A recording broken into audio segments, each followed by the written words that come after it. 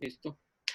Muy buenas noches, familia, a todos y todas. Una noche más aquí en Raíces, en este espacio tan bonito de reflexión que tenemos eh, una o dos veces por semana ya, por dicha. Hemos tenido personas de mucha experiencia, con muy buen nivel, con temas muy interesantes. El día de hoy no es la excepción. Tenemos a un gran colega y amigo, profesor, el licenciado Brian Acuña, que es especialista en temas de Medio Oriente y geopolítica del Medio Oriente. Siempre ahí en la universidad, como éramos colegas y trabajamos juntos, discutíamos mucho de diferentes temas, ¿verdad? Es muy, muy interesante, tenemos muy buena relación. Mucha gente que nos conoce dicen cómo rayos, ¿verdad? Si son como agua y aceite, tenemos pensamientos muy, muy diferentes, puntos de vista muy distintos, pero realmente eso es lo que enriquece los puntos de vista, eso es lo que enriquece en sí misma la discusión y lo que enriquece la democracia. Yo creo que en el momento en que todos pensemos igual, yo creo que ahí sí ya hay realmente un problema de profundidad y de todo sentido. Así que qué dicha, Brian, que estés con nosotros compartiendo un ratito en esta noche lluviosa. Hoy conversaremos sobre el tema de la guerra híbrida. Y bueno, vamos a ir ahí reflexionando sobre algunos temas y puntos de vista y situaciones que están pasando en el mundo. Bienvenido, colega. Bueno, Mau, bueno, saludos a todos los que siguen este proyecto Raíces. La verdad, muy contento poder acompañarlos en esta noche lluviosa que desde hace días estaba deseando que lloviera como está lloviendo ahorita. Lo único es que no estoy a punto de dormir, todavía me quedan un par de horas más por acá.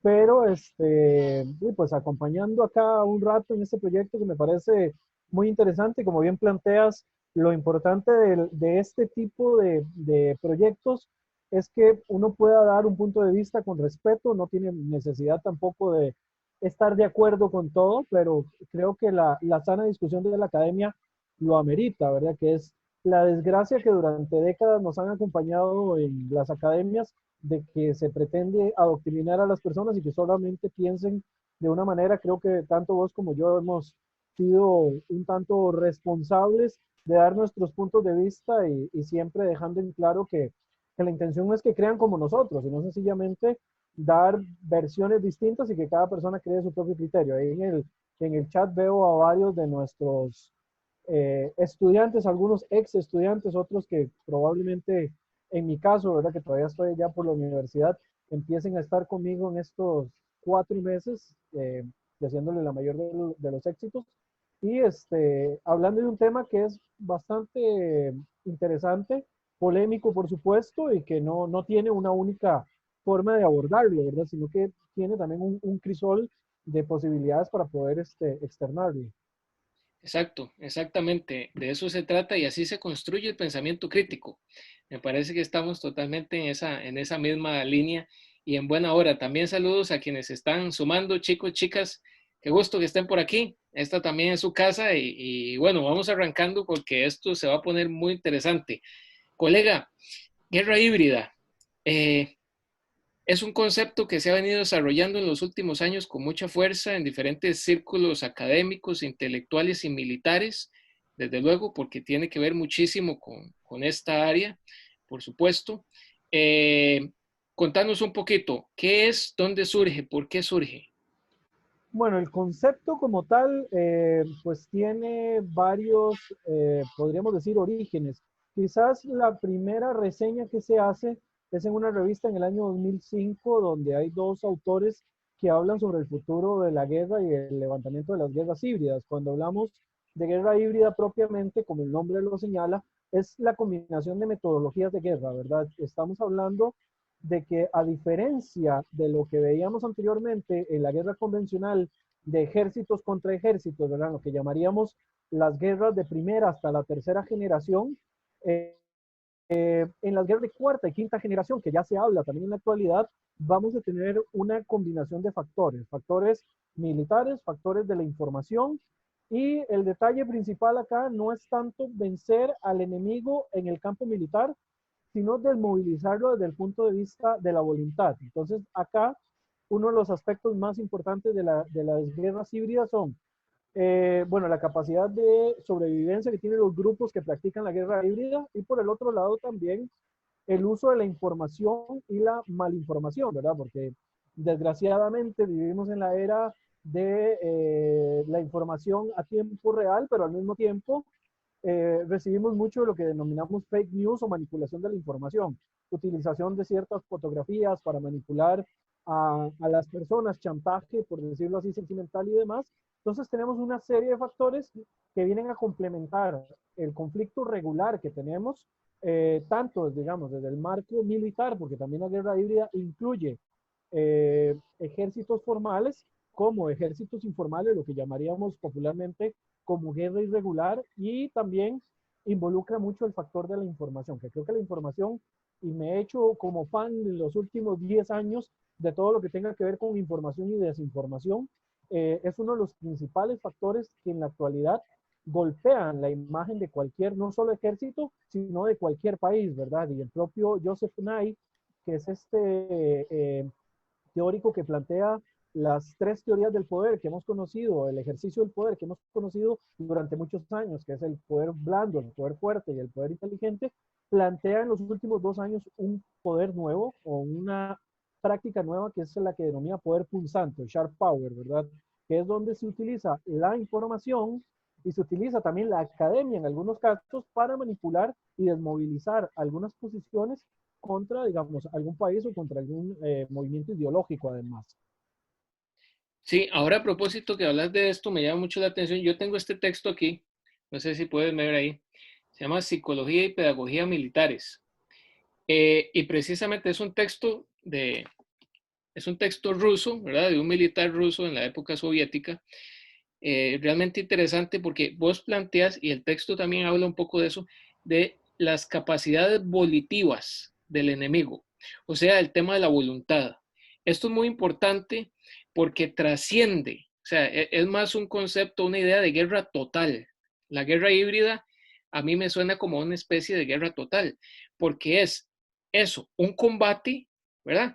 Que está en todos los espacios de la vida y que va directamente ligado a la psicología de la persona para manipular y controlar su voluntad, sus capacidades evolutivas, porque en el fondo eso puede dinamitar cualquier aparato ideológico, como bien lo estás diciendo, desde estos aspectos. Completamente, digamos, acá cuando hablábamos de los primeros tres tipos de guerra que planteábamos en el siglo XX, que tienen que ver con la Primera, la Segunda Guerra Mundial y la Guerra Fría, en estos tres conceptos de guerra vamos a pasar de guerra a las trincheras a una evolución de la parte armamentista, y la tercera, que tiene que ver con la Guerra Fría, tiene que ver con el acorralamiento y la desmovilización del carácter militar. Digamos, el conflicto de los misiles de Cuba y el planteamiento de la OTAN, por otro lado, de colocar misiles en las puras puertas de la Unión Soviética, y bueno, en la actualidad lo hacen con la Federación Rusa, obedecen a este tipo de guerras de carácter militar, de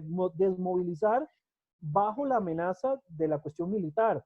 La desmovilización que se utiliza en la actualidad y que lo vemos también con otros tipos de teorías, tiene que ver con la voluntad de las personas de hacer las cosas o no hacerlas. Los militares en algún momento se van a sentir presionados, ya sea porque la misma población los va a presionar para que dejen de actuar de determinada manera, o porque la prensa, el poder, ¿verdad?, que está también relacionado con la prensa, va a minar la voluntad de los militares hasta el punto en el que van a echarse para atrás. Hay guerras que no, hay guerras que han habido agrupaciones que se han denominado a sí mismos ganadores de una guerra. Hablemos, por ejemplo, de la guerra del 2006 entre el Hezbollah y el Estado de Israel. El Hezbollah se levanta como ganador de esa guerra porque logra no ganar desde el punto de vista militar normal, sino que la gana desde el punto de vista de los medios. Desmoviliza la voluntad de mantener un conflicto por más tiempo, la presión de la opinión pública, la presión de los medios, la opinión de la misma población, lleva a que se desmovilice y de alguna manera Hezbollah se levanta como ganador de esa guerra del 2006. ¿Por qué? Porque ya la guerra ha evolucionado en su forma de hacerlo. Y bueno, y hay que agregarle, por supuesto, a todos estos factores de la guerra híbrida, la guerra de la información cibernética, el robo de la información, y como vos bien mencionás, estamos en medio de una guerra total. La única diferencia es que no estamos viendo gente disparándose constantemente, sino que se abren otros tipos de frentes donde se meten o se involucran factores que anteriormente no estaban involucrados y actores que anteriormente no estaban involucrados. Los cibercriminales anteriormente no estaban involucrados dentro de los factores de las tres primeras guerras. En la actualidad nosotros contemplamos ciberejércitos, cibercriminales, la guerra comercial también, el binomio que tanto hemos mencionado de cooperación-conflicto, ¿verdad? Que China es especialista en este binomio, y por supuesto también la forma en la que tanto Rusia como Estados Unidos compiten desde el punto de vista del manejo de la información. RT, Fox News, todos estos medios que buscan, además de informar, también tienen su cuota de propaganda para poder echarse flores o para poder hacer un poquito de autobombo que les beneficie, ¿verdad? Claro, en esta parte de la voluntad es muy interesante y muy importante detallar que, bueno, uno puede decir cómo se maneja la voluntad de las personas. Ok, hay que recordar que previo a la voluntad está el deseo y previo al deseo está la emoción. Y ahí es donde está el detalle, que es lo que agrega Brian sobre el tema de la propaganda y los medios de información o desinformación y de comunicación o incomunicación. Eso ya está para discutirse también. Pero va ahí en ese detalle, ¿verdad? En esta parte de guerra híbrida, de guerra total, lo que está planteando Brian me parece realmente relevante porque es esto, o sea, tratar la voluntad es manejar emociones y deseos en la gente. Los aparatos de mercadotecnia que existen a nivel mundial, tan desarrollados, funcionan no solamente para trabajos de generar consumo, hiperconsumo y sobreproducción, ¿verdad? Para acumular capital, sino también para controlar opinión pública, que se convierte en opinión política. Entonces, a través de los medios, a través de opiniones y de circunstancias o realidades hasta culturales que no parecen políticas, se trabaja la guerra híbrida para controlar la información, controlar el gusto, los deseos, y a través de ahí se controla la voluntad. Obviamente también en la guerra híbrida hay un factor militar que es importante mencionar. ¿Por qué? Porque estamos en medio de una guerra. Entonces, el desarrollo militar que tienen algunos países, digamos, tenemos los dos países mayores exportadores de armas son Rusia y los Estados Unidos. Ambos países también tienen intenciones que su material militar anterior pues se venda, se distribuya de alguna manera, tienen compradores, ¿verdad? Y entre estos compradores también hay grupos subversivos.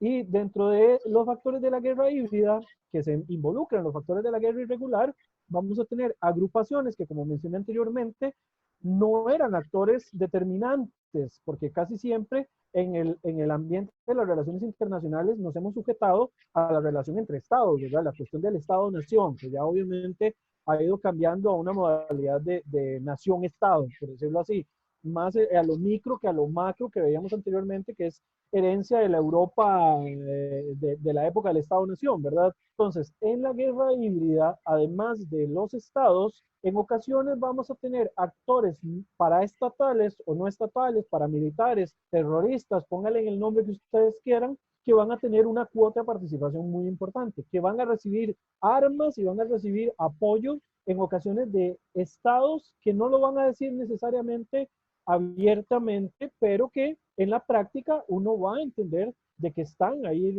relacionados. Un ejemplo clarísimo que lo menciono en mis clases de geografía política, el caso de Siria. Siria es el escenario por excelencia hoy por hoy de lo que es la guerra híbrida. Ahí vemos a estados como Arabia Saudita, la República Islámica de Irán, Rusia, los Estados Unidos, bueno, el frente occidental, el frente prorruso y demás, patrocinando grupos paramilitares dentro del territorio, y al final de cuentas hay grupos que no se identifican con una bandera propiamente, porque digamos el Estado Islámico o Al Qaeda no son estados como ellos por sí mismos, por lo tanto no se pueden considerar representantes de ninguna soberanía, pero reciben al mismo tiempo patrocinio de algunos estados, ya sea potencias hegemónicas como Rusia o los Estados Unidos, o que tengan también potencias regionales, en el caso de Arabia Saudita e Irán.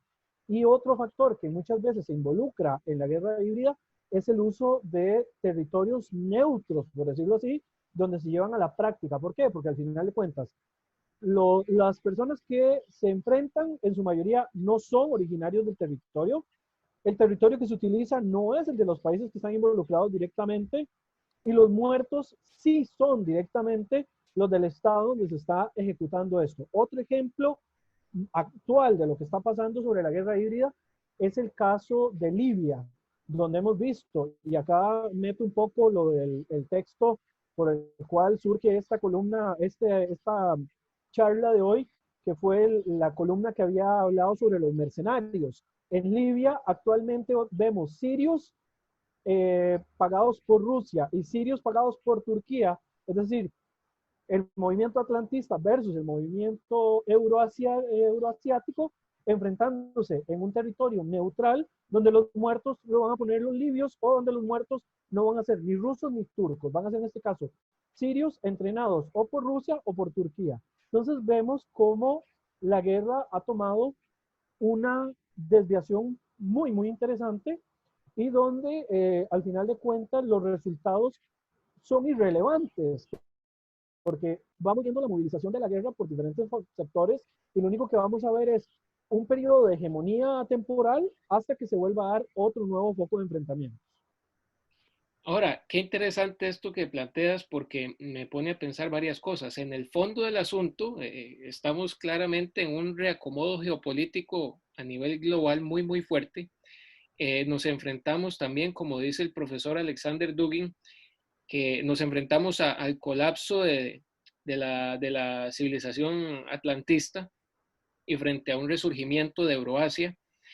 Pero detrás de eso y detrás de esa guerra híbrida hay también un factor que es importantísimo de tomar en cuenta, que son los recursos estratégicos. Yo siempre los comentaba mucho en clases porque les decía a los muchachos y a las muchachas, bueno, recordar que los recursos estratégicos de los cuales, o sea, son estratégicos porque son de interés nacional de los estados y no los tienen todos los estados dentro de su territorio. Entonces, son fuentes de energía, fuentes de alimentos y demás, que en un mundo cada vez más convulso y con nuevas potencias ahí orbitando, hace que los escenarios de guerra híbrida sean más complejos. Ahora, eh, esta parte, digamos, yo la veo mucho más fuerte en Rusia, el Occidente, Turquía y estas potencias. ¿Cuál es el rol de China en todo este escenario de guerra híbrida cuando parte de su estrategia más importante en los últimos tiempos ha sido el soft power, el poder blando, ese poder de acompañamiento, de financiamiento para el desarrollo, de financiar cultura, intercambios comerciales, tratados de libre comercio, la ruta de la seda? En Pakistán ha invertido más de 57.000 millones de dólares. ¿Cómo visualizas dentro de ese panorama de guerra híbrida el rol de China? Porque eh, Rusia, Creo que en estos Rus momentos no son patrocinadores de guerras híbridas, ¿verdad? No, no tienen en estos momentos un rol que se les pueda atribuir dentro de alguna zona de conflicto propiamente. O sea, tiene sus zonas de conflicto. El sudeste asiático es una de las zonas donde China, pues, podríamos decir que se comporta como el matón del barrio, ¿verdad? Porque ahí los vietnamitas, la gente de Bangladesh, todos esos, los taiwaneses, la misma gente de Hong Kong pueden decir que han recibido presiones bastante beligerantes por parte de China, pero propiamente como factores de guerra híbrida no hay, digamos, que se le pueda asociar a China porque la política exterior de China desde el punto de vista militar no es como la de Rusia, históricamente como la de Estados Unidos, que tienen presencia militar en el sitio.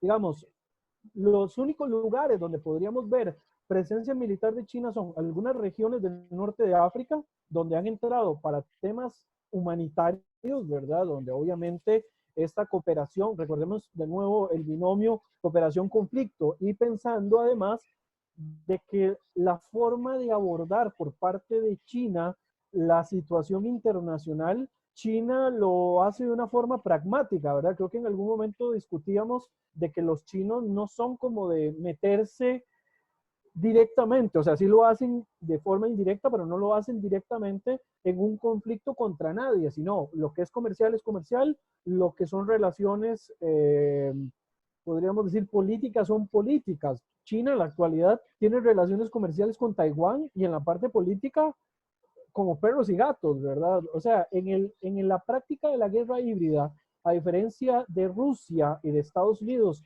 que además a lo interno tienen empresas de mercenarios, hablemos de Wagner Groups en Rusia o hablemos de Silver Corp en Estados Unidos, que son como los dos grupos que han sonado con más eco en los últimos años, China no se ve de esta forma. De hecho, si lo vemos desde un punto de vista de bases militares, la única base que tiene militar extraterritorial China es en Djibouti para controlar el paso comercial que atraviesa el canal de Suez.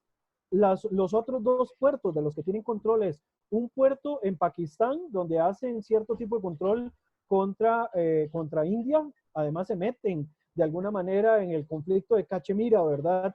Por el tema de los recursos estratégicos, por cuestiones de ubicación y demás, y tienen un puerto en Grecia alquilado, pero fuera de eso, China no tiene presencia de pago de grupos paramilitares o de mercenarios. La política exterior de China es completamente diferente. Ojo, a diferencia quizás de vos, que ves un poco más el panorama de una China hegemónica y demás, yo veo más un eventual binomio Rusia-China y posteriormente un enfrentamiento China-Rusia. Pero en sí, la política exterior de China nunca ha sido de control total, sino de control compartido. O sea, ellos, no sé, me parece, ¿verdad? Y me hago responsable, dice que cada palo que aguante su vela, pero yo me hago responsable de decir de que China no tendría ningún problema con repartirse el mundo con Estados Unidos o con Rusia, siempre y cuando lo dejen manejar la política exterior tal y como ellos lo tienen. Son sumamente controladores y son demasiado esquematizados como para meterlos en una práctica militar como la que estamos acostumbrados a verle a las otras dos grandes potencias. China hasta este momento no ha tenido una sola invasión a ningún territorio, ni ha estado con presencia militar en ninguna parte. Rusia, bueno, después de la Unión Soviética y Estados Unidos ni se diga, sí han tenido presencia militar en un montón de lugares del mundo y la tienen todavía hoy, ya sea de manera indirecta o con presencia en algunas zonas que consideren estratégicas. Ahora, con todo esto que estamos hablando de la guerra híbrida y cuando vemos que hay potencias que tienen hay una industria bélico, ¿verdad? Una industria armamentista muy fuerte que venden millones de dólares en armas al año. Es la guerra híbrida, son los conflictos y las posturas entre buenos y malos, parte de un juego nada más económico y de un negocio. No, digamos, la guerra híbrida también, los países que se involucran en guerra híbrida, que no son potencias, digamos, vos mencionas muy bien y que estoy de acuerdo, la cuestión de los recursos estratégicos, pero no todos los países que están involucrados en toda esta dinámica están por los mismos intereses. Digamos, Arabia Saudita, Irán, no están exactamente por los mismos intereses como lo está, por ejemplo, Rusia o como lo está Estados Unidos. O sea, ellos tienen completamente otra dinámica. Hay una cuestión ideológica, hay una cuestión de controles, o sea, hay detalles más allá. Los países que se involucran de alguna manera es porque están buscando algún tipo de cuota de poder. Yo siempre he dicho, y bueno, y como siempre lo hemos mencionado, que estoy metido en la dinámica de Oriente Próximo, que Arabia Saudita, Turquía e Irán luchan exactamente por el mismo interés, que es el control ideológico de lo que es el Islam. Entonces, ¿cuál es el lugar más importante para el Islam? La Meca y Medina, ¿verdad? Esos dos sitios. ¿En control de quién están en estos momentos? En control de Arabia Saudita. Entonces, de alguna manera, Arabia Saudita, Turquía e Irán están luchando exactamente por las mismas razones. Cada país que se involucra dentro del conflicto en la actualidad tiene eh, intereses distintos, no todos tienen las mismas importancias. Por eso siempre digo que en el análisis que hacemos actualmente de todos los conflictos en el mundo, tenemos que verlo desde la multiversidad de criterios que se puedan despedazar. Porque si lo centráramos todo en una cuestión de recursos estratégicos, yo creo que ya algunos países ni se involucrarían en algunos conflictos. Obviamente que en algunos casos es porque le deben algún favor a alguna potencia, pero igual no tienen el interés. En algunos casos se involucran simplemente porque necesitan algo más, ¿verdad? Control ideológico, control político. La Turquía actual está muy metida con las ganas de tener Un nuevo imperio otomano. de volver al neotomanismo. De hecho, que se le llama turquismo, ni siquiera se le llama otomanismo, porque Turquía está yendo tan allá que, por ejemplo, hace unas semanas, y yo sé que me estoy saliendo un poco, pero creo que se va a entender la idea, hace unos meses Recep Tayyip Erdogan, que es el presidente totalitario de Turquía, planteaba de que las personas turcas, las personas de Pakistán pudieran tener la doble nacionalidad, la nacionalidad turca y al mismo tiempo también la nacionalidad eh, pakistaní. ¿Por qué era importante esta cuestión de la nacionalidad pakistaní? Porque están volviendo a las ideas de aquel gran imperio turco que gobernaba en algún momento en el pasado. Permítame nada más un momentito para resolver una cosa por acá. Si querés, te sigo escuchando, Mau. Sí, pensando un poquito en esto y viendo también que hace unos pocos días hubo una contradicción fuerte entre Rusia y Turquía, me viene a la mente que este, ¿cuál es el rol que juega Europa en este momento bajo esta Guerra Fría? ¿Cuál es el rol, por ejemplo, de los países del este de Europa? ¿Cuál es el rol de Francia y Alemania? Especialmente porque la Francia de Macron ha sido mucho más crítica, digamos, del juego geopolítico occidental, e incluso hace unos días, Macron, bueno, hace unos meses, a principio de año, si no me equivoco, Macron dio un discurso donde decía Aló. abiertamente que la hegemonía occidental se estaba desmoronando y que a Europa no le interesaba en lo más mínimo o no debería de interesarle en lo más mínimo discutir discutir con Rusia, ya que Rusia, por la naturaleza espacial y geográfica, era un vecino, es también un aliado o un socio comercial, más que un aliado, un socio comercial muy importante. Y bueno, con Alemania tiene muy buenas relaciones comerciales en términos de que el gas, gran parte del gas que consume Alemania es gas ruso, y esto está también modificando un poquito las relaciones en la propia Europa y con la propia Unión Europea. ¿Vos crees que la Unión Europea, ahora con esto del Brexit y que hay otros países con gobiernos de ultraderecha y xenófobos y todo esto, ¿vos crees que la Unión Europea sea un target de la guerra híbrida?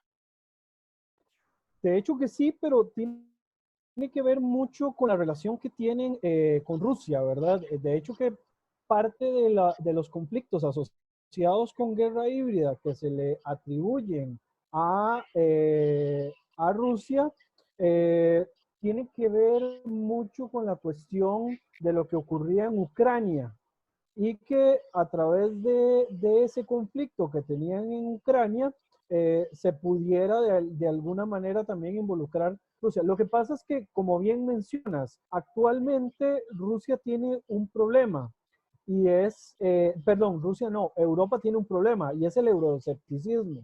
Entonces, ellos tienen sus propias cuestiones con respecto a la guerra híbrida, o sea, ellos tienen sus propios problemas internos con respecto a la guerra híbrida, pero al mismo tiempo también están asociados directamente a sus problemas caseros, ¿verdad? Hemos visto en los últimos días lo que ocurre, por ejemplo, en Hungría con Víctor Orbán, eh, la propia Francia. Francia creo que va para elecciones dentro de poco. No se sabe directamente si Macron va a tener o no tener la posibilidad de seguir gobernando el país o si va a haber algún cambio, lo que sea. Obviamente Europa tiene un rol de participación en esta guerra híbrida. En Libia tienen un rol de participación muy, muy importante. ¿Por qué? Porque están patrocinando algunos de los grupos que están ahí. Recordemos que el grupo que las Naciones Unidas apoya, que es el grupo contrario a Haftar en Libia, tiene que ser patrocinado por Occidente. Por eso también vemos el involucramiento de Turquía. ¿Por qué no escuchamos directamente de la Unión Europea siendo partícipe esencial en esta cuestión en Libia? Porque directamente tienen un socio que es el que les está haciendo el trabajo, que es Turquía. ¿Y por qué Turquía hace el trabajo que le corresponde a Europa? Porque se supone que Turquía es parte de la OTAN, por un lado, ¿verdad? De alguna manera, a regañadientes todavía Turquía es parte de la OTAN, y por el otro lado también porque Occidente necesita salir de sus propios problemas. Entonces, meten a alguien que le suena más similar en cuanto a la cuestión de la religión, por lo menos, y se vinculan ellos un poco. Ahí, ¿quién debería tener más papel metido en el caso de Libia?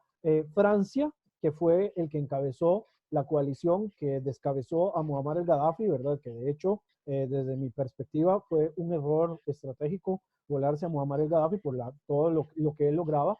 Y por el otro lado también, de alguna manera, Italia por el compromiso histórico que tienen. Sin embargo, le atribuyen, digamos, esta responsabilidad directamente a Turquía, y Turquía a su vez pues hace un doble juego porque están buscando tener posicionamiento en una entrada desde África hacia el Mediterráneo a través de Libia, y se convierte en un segundo escenario donde compite directamente contra Rusia, como lo hace en el norte de Siria también. Entonces, de alguna manera, los europeos necesitan depositar su fe y su confianza en lo que Turquía pueda hacer, digamos, a favor. La diferencia quizás es que abiertamente no podemos señalar algún gobierno de la Unión Europea que esté patrocinando agrupaciones. Podemos hablar indirectamente, vamos, podemos hablar de Francia metido, digamos, en todas estas zonas, podemos hablar de alguna manera de Gran Bretaña, aunque Gran Bretaña ya sabemos que está, o el Reino Unido ya está fuera de la cuestión de la Unión Europea, pero digamos, como países occidentales, estos son los que tienen más involucramiento. Ahora, ¿en qué otros países visualizas vos en el área de Oriente Medio que pueden darse nuevos conflictos? Bueno, en Yemen creo que también podríamos hablar de un escenario híbrido, porque Yemen ha sido muy, muy interesante y bueno, profundamente triste. Un Pero desastre completo. sí, ¿en qué otros países vos verías eventualmente escenarios de un enfrentamiento híbrido? Ok, en Oriente Próximo, por el momento, a como se están presentando las cosas, creo que vamos a mantener por un tiempo más a Siria y vamos a tener al Yemen. Por el momento no hay ningún otro país que se esté desestabilizando. Bueno, Libia, ¿verdad? Que es el otro gran ejemplo. Pero por el momento no hay otros países que se estén desestabilizando para llegar, digamos, al punto de la guerra híbrida. Quizás un país que está al borde de un colapso, pero que no me parece que pueda entrar en una dinámica de guerra híbrida, es el Líbano. En el Líbano no hay una guerra híbrida directamente hablando, pero de alguna manera indirecta hay participación de otros estados metidos dentro de la política casera del estado. Entonces ahí vemos a Irán, por ejemplo, con el patrocinio del Hezbollah, que el Hezbollah hace muchos años que evolucionó, ya no es solamente un grupo que se pueda catalogar solo como terrorista, aunque es denominado como terrorista por varios países occidentales, es un partido político también con presencia en el Parlamento libanés.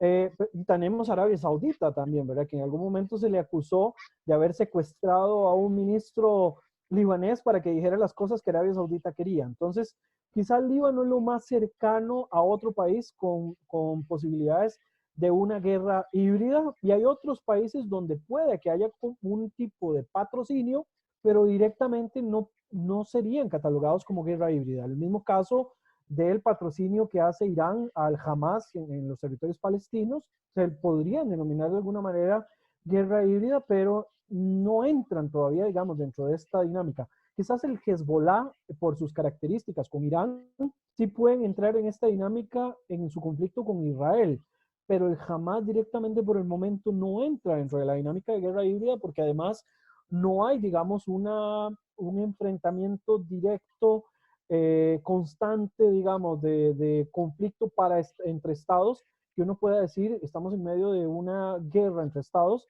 y al mismo tiempo hay un involucramiento externo, sino que aquí hay un enfrentamiento un poco más frontal, ¿verdad? Aunque haya un patrocinio de terceros.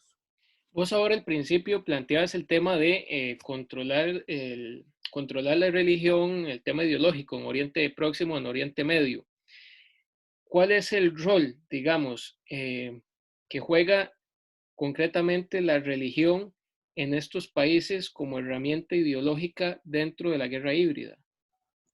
Ok, como herramienta de la guerra híbrida, yo creo que más bien se convierte como en excusa de la guerra híbrida la religión, porque la religión es un factor importante en el Medio Oriente. No todo el Medio Oriente se enfrenta por factores religiosos, pero el no entender la dinámica de la religión nos hace tener un criterio muy limitado de lo que es Oriente Medio.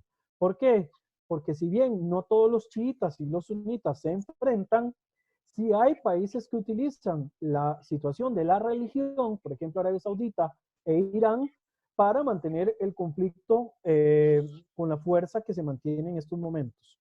Sí, entonces ese factor de la religión es importante. ¿Por qué? Porque en el Medio Oriente, en África y en Asia Central, el ordenamiento comienza siempre por la cuestión de los clanes. Después del ordenamiento de los clanes, que es lo que no entendieron las colonias occidentales cuando hicieron el dibujo de los mapas en todo Oriente Medio, lo dividieron como si estuvieran partiendo un queque. Igual en África, Eh, ¿verdad? En África eso también es parte completamente. del... Sí, Y sí. es simétrico completamente, que es todavía mucho peor. No se contempló ni la cuestión clánica, que los clanes en el Medio Oriente, y lo vemos en Libia como un ejemplo, lo vemos en Siria como un ejemplo, lo podemos ver en el mismo caso libanés en la actualidad.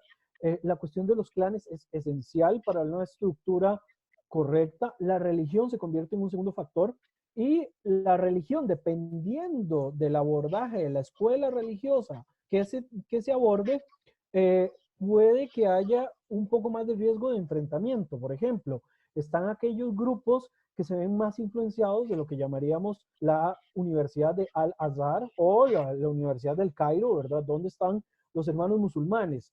Todos los que traigan una influencia asociado a los musulmanes pueden tener una tendencia a una agresividad sumamente alta. ¿Por qué? Porque los hermanos musulmanes tienen una interpretación que además es una de las interpretaciones más válidas que existen de la religión desde el punto de vista sunita, donde ellos, por ejemplo, dicen que algunas ramas del chiismo o que el chiismo puede ser considerado un tipo de apostasía del Islam.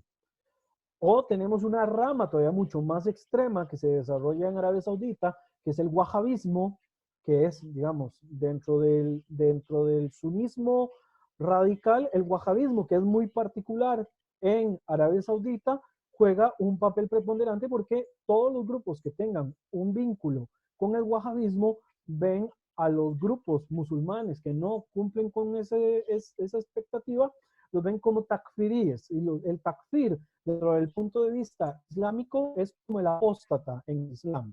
Los apóstatas, al final de cuentas, merecen la muerte. Por eso es que, y esto siempre lo digo en clases, si bien no todos los terroristas son musulmanes, porque eso es una generalización odiosa y espantosa que hemos tenido durante muchos, muchos años, hemos visto que la mayoría del terrorismo sale de países musulmanes. Sin embargo, hay una segunda parte que nunca se aborda, que es el de decir de que la mayoría de las víctimas del terrorismo islámico son musulmanes. Entonces, ¿qué hacen países que promueven movimientos desestabilizadores a través de la guerra híbrida? Se guindan de esos problemas que hay internos de carácter ideológico que son muy fuertes, que no podemos despreciarlos ni hacerlos a menos, se aprovechan de esos y arman algunos de los grupos contra otro para mantener un tema de equilibrio favorable a sus propios intereses. En Siria lo hemos visto. En Siria vimos que la famosa oposición siria estaba al mismo tiempo partida en dos.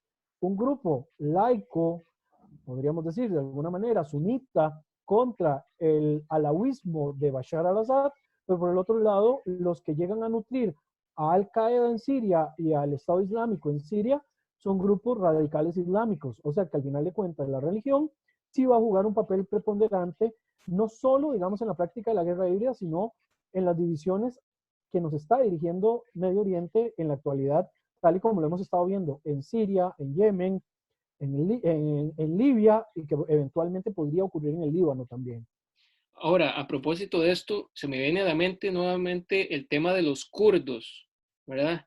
Y todo el problema que han tenido también en el norte de Siria, que Turquía ha buscado aplastarlos en la frontera y toda la operación militar, esta esbozo de paz o fuente de paz que había hecho Erdogan, sumamente violenta también, y creo que aún no termina esa operación militar. Eh, ¿Qué va a pasar con los kurdos? ¿Qué va a pasar con este pueblo que sigue sin estado, sin territorio y ahora amenazado por unas naciones que tienen unos afanes de expansión territorial diferentes, etcétera, etcétera?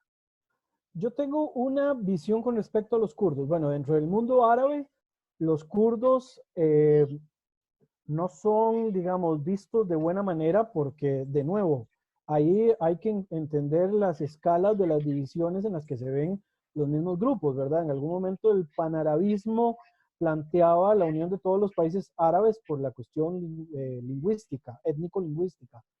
Posteriormente fracasa el panarabismo y entra el panislamismo, pero de todas maneras, las divisiones del Medio Oriente, además del tema de los clanes y el tema de la religión, está el tema étnico-lingüístico. Los kurdos, por más que sean musulmanes, en su mayoría son sunitas, no son considerados, digamos, como parte del grueso del Medio Oriente por étnicamente ser de otro pueblo. Ojo, un pueblo que tiene más de 5.000 años de historia y que siempre se le ha negado el derecho de tener su propia autonomía. Eh, ¿Cuál es el rol que debió de haber jugado los kurdos en el momento en el que se dio el desastre en Irak y en el momento en el que se dio el desastre en Siria? Debió de haberse impulsado como una zona pivote a través ya sea de la visión estatal que planteaban los kurdos en Irak, que tenían una visión diferente a los kurdos del Rojava en Siria, quienes tienen otro tipo de movimiento que se llama, ¿cómo se me va a olvidar el nombre? Confederalismo democrático, donde lo que hacen es darle más autonomía a instituciones más que una noción de Estado-nación. Entonces, si se hubiera impulsado en algún momento ambas o un solo proyecto, ya sea el iraquí o el movimiento sirio, para formar un tipo de pivote ahí, podríamos ser menos dependientes, lo planteo como occidental, ¿verdad? Seríamos menos dependientes de Recep Tayyip Erdogan, ¿verdad? Que Erdogan ha cambiado completamente la visión de la Turquía a la que Occidente estaba acostumbrado, y este tendría un pivote nuevo dentro del Medio Oriente que ayudaría también a contrarrestar otro país que han considerado desde hace décadas una amenaza, pero que debería de mantenerse equilibrado. Yo no, que es el caso de la República Islámica de Irán. Yo estoy completamente en contra de quienes plantean sacar completamente del juego a Irán. ¿Por qué? Porque estamos hablando que los países que están planteando principalmente sacar completamente del juego a Irán son países que son radicales islámicos desde el punto de vista sunita. Arabia Saudita, países del Golfo que son sumamente radicales en su visión religiosa, que no van, digamos, a garantizar de que una vez sacado Irán de la ecuación, no vayan a emprenderlo contra otro país dentro de la zona que les resulte ajeno. Y hablo directamente de Israel o Turquía, ¿verdad? Entonces, al final de cuentas, los kurdos pudieron haber servido de pivote. ¿Quién ha entendido más o menos esta cuestión? La Siria de Erdogan, la Siria de Bashar al-Assad, perdón, que de alguna manera les ha dado soporte a los sirios, a los kurdos del norte para que mantengan su posición contra el Estado Islámico y de alguna manera contra Turquía. Y no lo entendió nadie más, porque los kurdos de Turquía llevan palo un día sí y otro día también, porque son además la minoría mayoritaria de Turquía y son altamente discriminados en Turquía, y en la Turquía de Erdogan ni se diga, que es ahí donde se está promoviendo el movimiento turquista islámico de Erdogan, donde además se busca un montón de enemigos externos que quizás ni existen, pero él se los plantea para mantener ese nacionalismo vigente. Y en Irak, que también por la presión de Turquía y por la propia presión de otros países, al final de cuentas el referendo que se había hecho para la independencia kurda no se llevó a cabo, y los kurdos tienen autonomía en Irak, pero no han logrado lo que ellos quieren, que es un proceso de autodeterminación y de independencia, que es lo que creo yo que era lo más justo, pero obviamente Irak no lo iba a aceptar porque las regiones kurdas son además en todas las partes del Medio Oriente son las que tienen los yacimientos de petróleo. Entonces, de alguna manera, no le sirve a nadie que estas zonas, que son las más ricas en cuanto a recursos y que generan plata a los estados, se vayan a independizar y se conviertan en un nuevo agente que ellos sientan que les puede inestabilizar la economía o la nación o el país, perdón. Interesante porque sí, concuerdo con vos en esta parte, o sea, sería buscar un nuevo equilibrio estratégico, ¿verdad? Un nuevo equilibrio estratégico y bueno, esto que planteas de Irán, pues también pasa como, o sea, es un pueblo milenario, ¿verdad? Los persas, es un pueblo milenario que tiene cientos y miles de años de estar por ahí, tampoco se le puede saltar ni pasar por encima así porque así. Ahora, en todo este juego estratégico, ¿cómo visualizas, vos que sos experto en esa parte, cómo visualizas el rol que va a jugar Israel a partir ahora de este nuevo gobierno que se empieza a consolidar y se ha empezado a organizar después de esta votación que vos me habías contado, que había sido una locura porque yo no sé cuántas veces votaron y no se pusieron de acuerdo? Vos me habías contado un poquito esa parte, pero ¿cómo ves este nuevo gobierno de Israel en ese entorno geoestratégico? Bueno, Israel, al igual que Turquía y al igual que Irán, ¿verdad? Son lo que nominamos popularmente como potencias de la periferia, ahí en esa zona. Porque si bien están en la zona por una cuestión geográfica, ya sea por una cuestión religiosa o étnica, no la sienten como que si fueran parte de ahí, ¿verdad? En el caso de este nuevo gobierno de Netanyahu, ¿verdad? Que además tiene un montón de problemas, pues que tiene, bueno, al final creo que eso no va a quedar en nada, tiene que resolver varios asuntos internos, las cuestiones presupuestarias, cuestiones asociadas a ver cuánto dura este gobierno de unidad. Se supone que en 18 meses tienen que hacer una transición de primer ministro y el líder de la oposición, bueno, que ya no es oposición, sino que el líder de la coalición, que es Benny Gantz, ¿verdad? Pasaría a ser primer ministro. En Israel hay una particularidad, no hay gobierno que dure más de 2 años. Netanyahu lleva 10, pero no son 10 seguidos, ¿verdad? Cada 2 años o 3 años se convocan a elecciones anticipadas y se lleva este proceso. Israel llegó hasta 3 elecciones en esta ocasión y no hay seguridad de que el gobierno se mantenga por largo tiempo.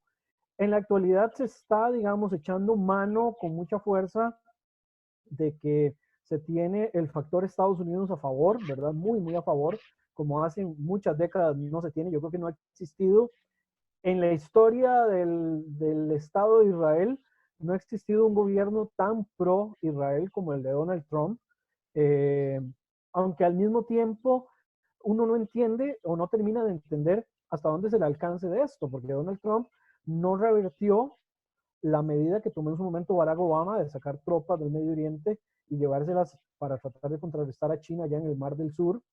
Y por el otro lado, los apoyos que existen son los apoyos de siempre, ¿verdad? Estados Unidos tiene técnicamente tres grandes aliados en Medio Oriente, son Arabia Saudita y Egipto. Entonces, ¿de qué se está, digamos, ahorita guindando Israel en la política exterior con este tema de los Estados Unidos? De aprovechar hasta donde se pueda lo que Trump facilite para hacer. Sin embargo, o el Estado de Israel como gobierno debe tener los pies en la tierra. Donald Trump no va a durar toda la vida. De hecho, que ahora hay elecciones en Estados Unidos y al parecer el COVID podría convertirse en el referendo de salida para que Trump no extienda su gobierno como pasa popularmente hasta los 8 años, ¿verdad?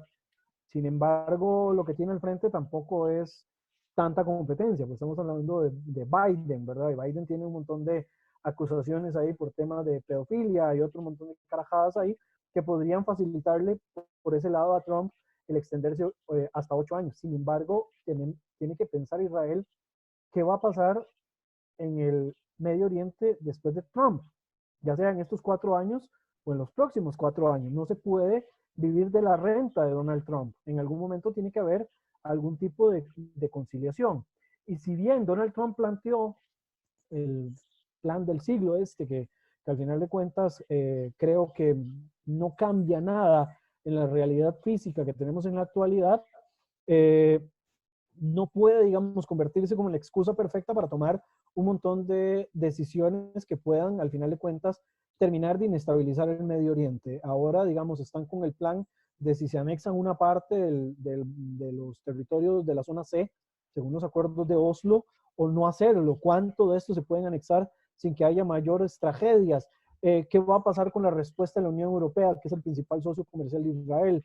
¿Cuál es la respuesta de otros países? Hay países que no se han pronunciado al respecto.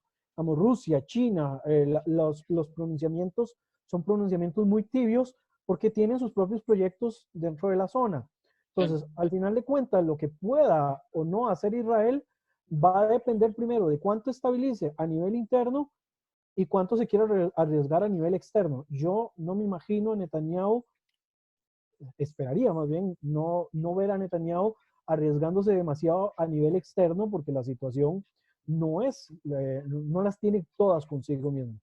Sí, incluso, bueno, aquí hay un factor interesante en este análisis que es Rusia, porque Rusia se ha posicionado con todo el juego que ha tenido en los últimos años y por decirlo así, el estate quieto que le ha dado Estados Unidos en Oriente Medio, especialmente con Siria.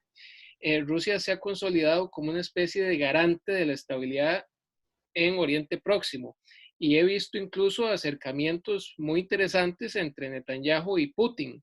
Los he visto hablarse bien, incluso ahora en la conmemoración del Holocausto, Donald Trump y Estados Unidos no participó, el que estuvo ahí a la par de Netanyahu fue Vladimir Putin. ¿Cómo es el rol de Rusia como nuevo socio, ¿verdad? Así lo llama Putin, nuestros socios, como nuevo socio, digamos, y garante también de cierta estabilidad geopolítica? Sí, un periodista del Golfo, ahorita no recuerdo el país, creo que era de los Emiratos Árabes, decía que Netanyahu había viajado más veces a Moscú de lo que había viajado a Washington en 4 años. Esto dando como muestra de que las relaciones entre Israel y Rusia son muy cercanas. Ojo, Rusia ha sido enfático y los principales teóricos, incluyendo Dugin, han sido enfáticos en que Irán es uno de los socios principales de Rusia en el Medio Oriente. Ojo, por una cuestión de necesidad, ¿no? Pero ¿hasta qué punto? Yo digo que Rusia ha aprendido a hablar el idioma de todos en el Medio Oriente. Rusia tiene relaciones con Turquía, digamos, el Dardanelos, el Bósforo, toda esa zona. Por ahí pasan barcos y el mar de Mármara, por ahí pasan barcos rusos todo el tiempo desde el Mar Negro hacia el Mediterráneo, donde tiene Rusia su principal base militar. Rusia tiene relaciones con Irán. Vemos a cada rato a Vladimir Putin hablando con el líder supremo de Irán, ¿verdad? Y demás. Y también habla con Israel.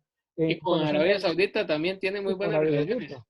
Entonces, Putin se ha convertido de alguna manera, o Putin o el gobierno de Rusia en general, se han convertido en los maestros de la orquesta en estos momentos en el Medio Oriente. Ellos son los que deciden. Las operaciones que Israel ha logrado hacer en Siria han sido coordinadas con Rusia.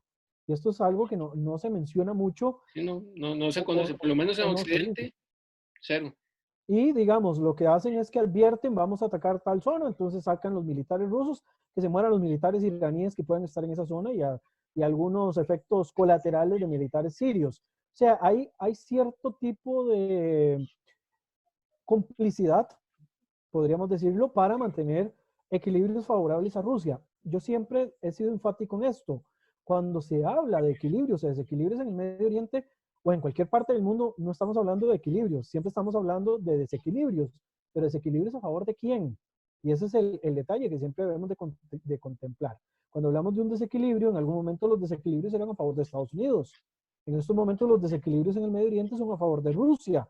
Rusia es quien está poniendo los puntos sobre las IES en estos momentos en esa zona y de alguna manera el dominio que han logrado ha sido porque el propio Estados Unidos renunció a su papel importante en la zona, digamos, en su momento se metieron en Irak con, la cuestión de las armas de destrucción masiva que nunca se encontraron, se metieron en Afganistán con el tema de la persecución contra Osama Bin Laden y contra el Talibán, con una simple intención, que era custodiar a Irán por dos flancos. Al final tuvieron que salir de ambos países porque se están convirtiendo en una guerra de desgaste, y ahí volvemos a la cuestión de las guerras híbridas, en una guerra de desgaste que se estaba haciendo insostenible. Y era más fácil movilizar tropas hacia el mar del sur de China, donde no hay enfrentamientos directos, claro. donde si necesitas hacer una movilización hacia el Medio Oriente, no tardas tanto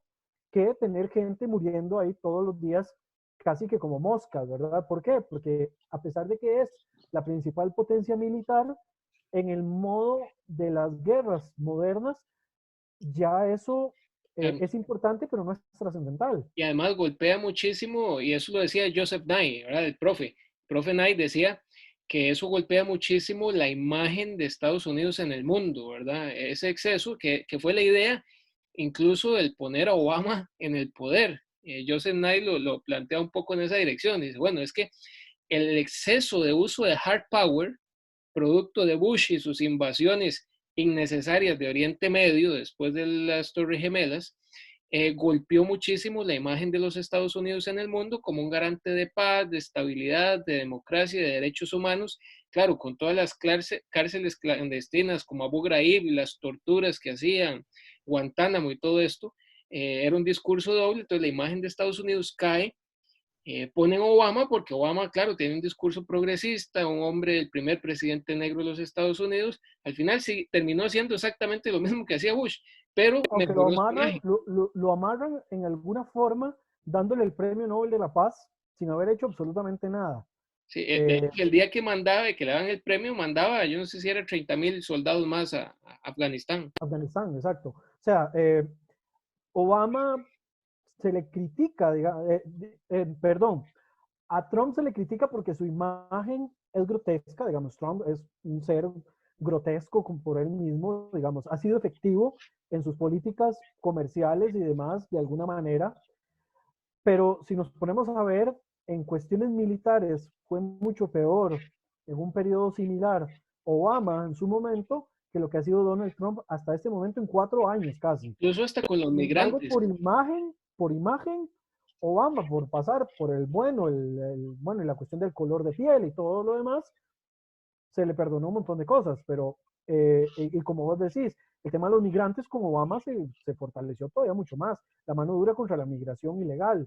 Entonces, creo que de alguna manera la imagen de los Estados Unidos ha venido muy desgastada, por supuesto, y ya han tenido que tomar decisiones. Y la decisión más salomónica que han tenido es, bueno, dejaron un desastre en el Medio Oriente, porque al sacar a Saddam Hussein del poder, mismo desastre que lo que tenemos actualmente en Libia como En Omar Libia, el-Gaddafi, exacto, exacto. Sí, eh, errores terribles.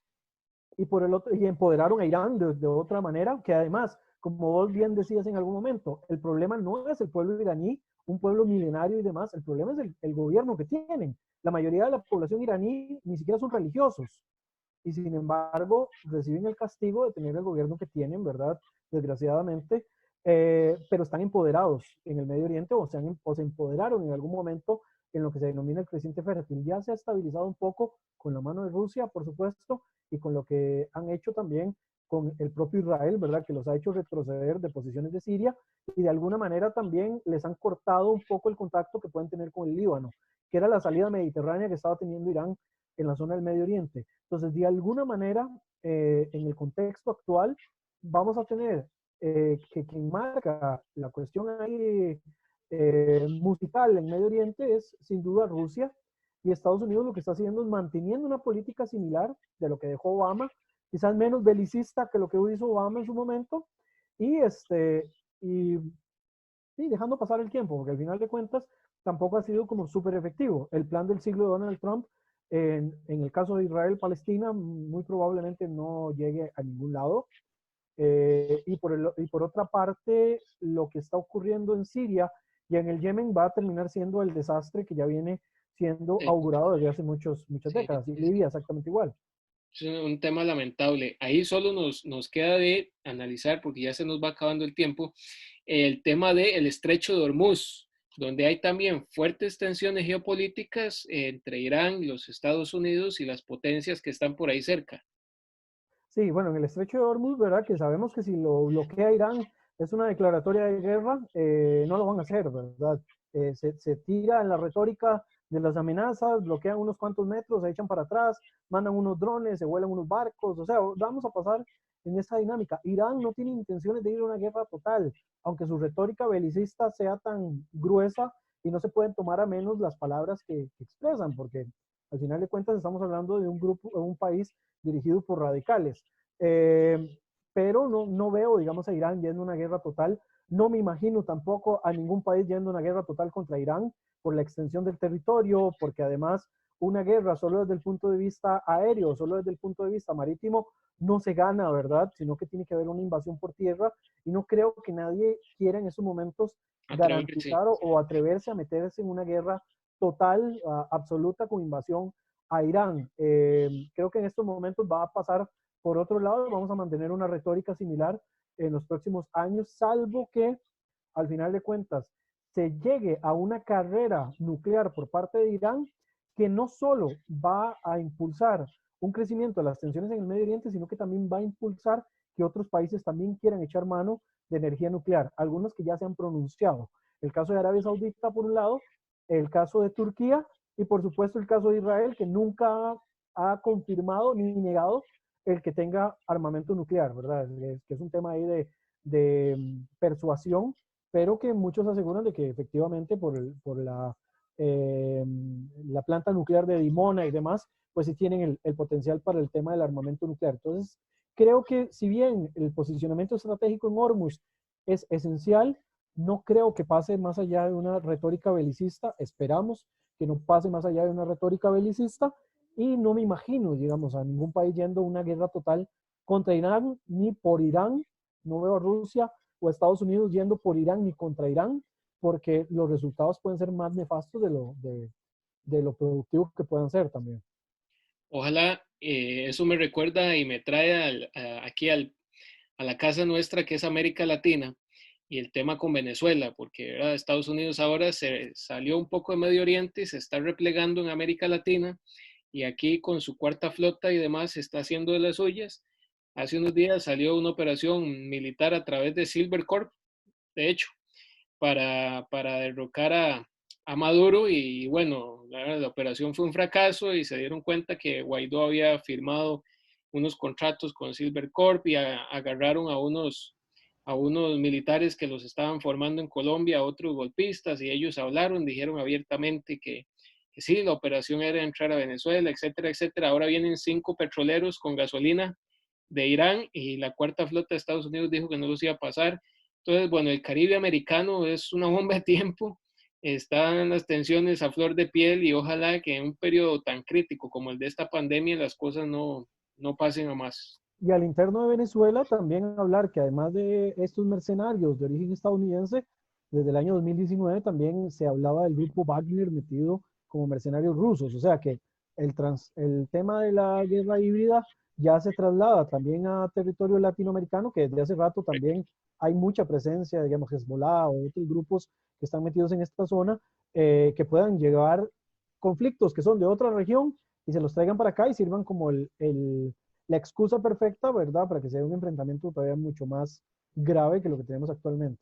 Sí, yo a los estudiantes míos siempre les decía en clases que América Latina es el nuevo Oriente Medio, que ojalá no estalle, pero que tiene todas las condiciones para ser un escenario del conflicto global incluso, ya que contamos con recursos, mercado, población y bueno, y potencias.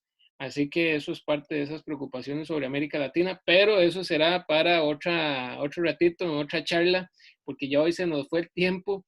Brian, qué rico conversar todos estos temas, ya hacía falta sentarse, actualizarse y escuchar cómo anda todo el tema geopolítico, cómo es esto, la guerra híbrida, en qué consiste, cómo todos somos parte de un sistema donde estamos bajo ataque y no nos damos cuenta, donde incluso cuando decimos que si no nos gusta la política o no nos interesa, ya estamos siendo políticos y siendo parte de un bando o de otro, y cómo eso está modificando las relaciones internacionales, cómo está modificando la geopolítica y cómo va a modificar el mundo en un mundo, valga la redundancia, post pandemia, una realidad que económicamente no sabemos cómo va a ser, con un sistema internacional semicerrado, que es como ya muchos teóricos hablan de desglobalización, así que este mapa de los conflictos se va a redibujar, unos pueden bajar la intensidad, otros pueden subir, y otras potencias regionales van a tener un juego estratégico mucho más importante.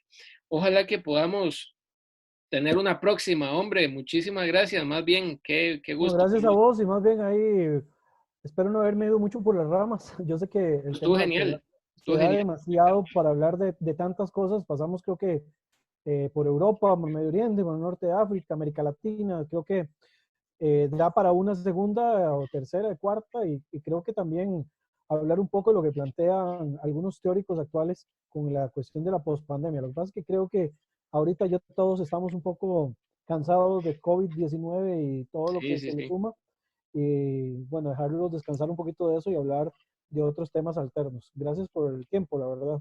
Y ojalá podamos conversar con algunos teóricos que en común nos gustan bastante y que ojalá nos puedan ilustrar con Que nos esas ideas, respondan, dice usted, que nos respondan los correos, dice usted. que nos respondan los correos. Ojalá podamos darle muy buenas noticias a los chicos y a las chicas sobre con quién estamos tratando de comunicarnos, a ver si nos da cátedra de todos estos temas filosóficos y geopolíticos. Pero Perfecto. Y ahí bueno, fuerte yo creo abrazo que a todos los que nos escucharon y los que nos escuchen posteriormente. sí, así es. Esto queda grabado, lo vamos a subir al canal de YouTube de Raíces. Ojalá todas las personas lo vean y quienes lo vieron, que por favor lo compartan. El material y toda la información que se ha compartido aquí de parte de Brian y de parte de este servidor, creo que es muy actualizada. Es una foto, digamos, de cómo es el planeta hoy, ¿verdad? ¿Qué está pasando en el mundo? Como dice Brian, faltó profundizar un poquito en algunos temas, porque cada situación, cada conflicto es un mundo en sí mismo, pero creo que ha sido una síntesis muy bonita, muy concreta y directa sobre el tema, y bueno, a seguir estudiando la guerra híbrida, de seguir estudiando si realmente somos libres o realmente hay democracias, o cuál es el futuro de la democracia, cuál es el futuro con los robots, la comunicación y las máquinas, y de la manipulación de las personas. Desde la política, pero bueno, eso es parte de ese pensamiento crítico que tenemos que seguir desarrollando. Muchísimas gracias nuevamente, colega, y nos vemos en la próxima. Fuerte abrazo a todos y nos hablamos en la próxima. Chao, chao.